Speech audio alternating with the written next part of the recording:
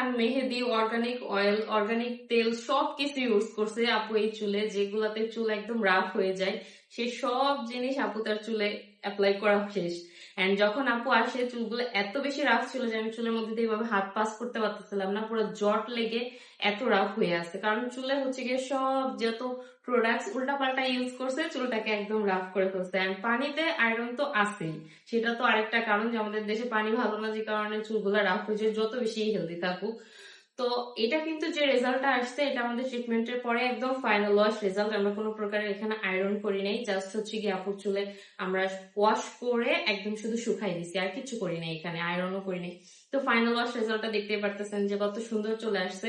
অনেক জায়গায় যদি ধরেন যে কালো মেহেদি যেগুলো বলে দুলহান বা মেহেদি, এগুলো ইউজ করলে কিন্তু রেজাল্ট 100% আসে না। অনেকে গ্যারান্টি দেবে কি, বলবে যে আসবেই না, বাট আমাদের রেজাল্টটা দেখেন মাশাআল্লাহ কত সুন্দর চলে আসছে, তাই না?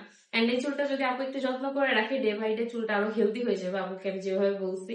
এন্ড যদি ওই আয়রন পানি ইউজ করে এন্ড ওই রকম প্যাক ইউজ করতে থাকে তাহলে তো চুল আর ট্রিটমেন্ট এত সুন্দর কখনোই থাকবে না।